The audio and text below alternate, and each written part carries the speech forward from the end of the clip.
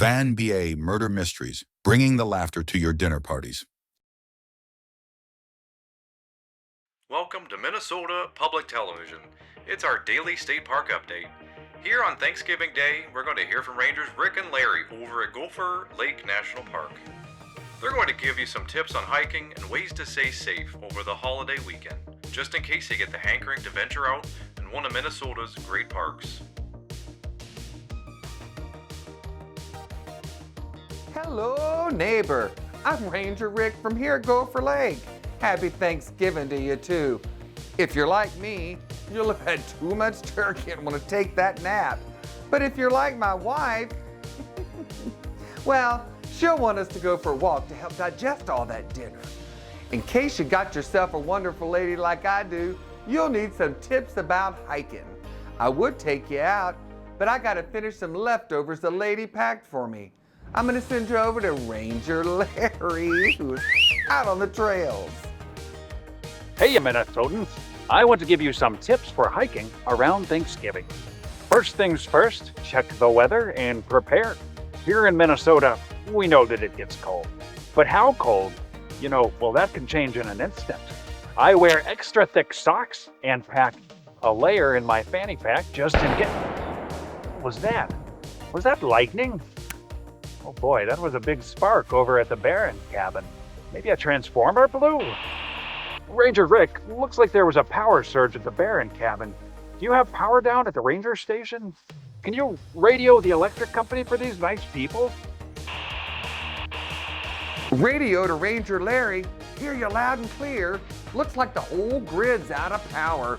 I thought maybe my lady's mashed potatoes short-circuited the microwave. I'll call the electric company. Listen here, guests of Marissa Barron's Thanksgiving dinner. That's right, I'm speaking to you.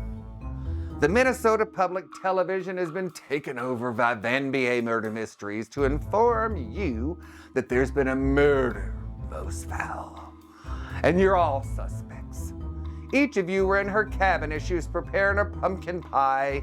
You all were in contact with her right before she was zapped by faulty wiring of an electric whisk. A whisk that someone intentionally planted for her to use knowing it was dangerous.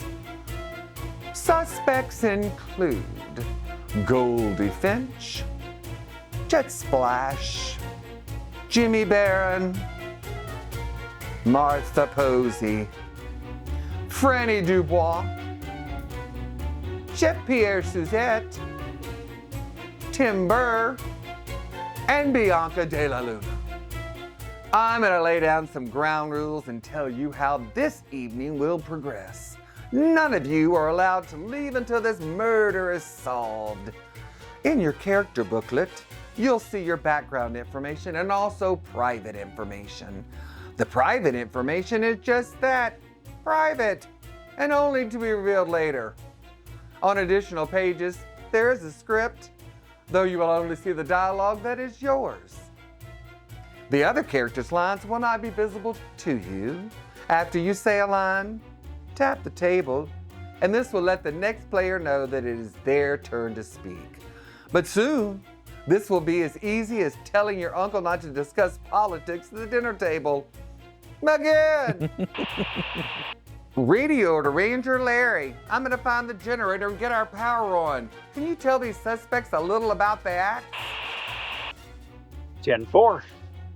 Now, the first two acts are meant to be a warm-up for character building and to get comfortable with the flow of scripts and dialogue. In these first two acts, no character should be revealing their secret information. The characters implicated in these clues may be instructed to do some bluffing, but remember, these are essentially just practice rounds. When you come across a clue, hold it up, read it aloud, and pass it along. If a clue is directed at you, well, you betcha that means that you're clearly the murderer. Just kidding. If the clue puts you in the hot seat, then each character can ask you a question about your motives. There are some example questions and answers to help, but you can also turn back to your secret information to help answer them, and once everyone has asked their questions, you should then read your secret information aloud to the group. Ranger Rick and I will have some additional videos after Clues 1 and 3, and after Act 10, to help you along. Finally, after Act 10, we'll hopefully have an idea of who you think the murderer is. Follow the instructions in the booklet at that time, and the murderer will be revealed. Now, on the front of your script, there is a number from 1 to 8. This is the order in which you should introduce yourselves, starting with number 1, Chef Pierre Suzette. Good luck. Oh, and one more thing. How to do a Minnesota accent if you think your character needs one. Practice pronouncing words with a long O, like coat or boat. Similarly, words with an A, like bag or tag, would sound more like fed or tag. Words with a T, well, they just sound better with a D. Minnesota would sound like Minnesota. And there's a lot of phrases used around this great state as well. You betcha is just a better way to say yes.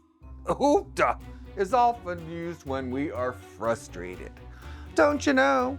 It's thrown at the end of the sentence to give you that Minnesota nice that you're all so accustomed to. Throw these words around and you'll speak just like a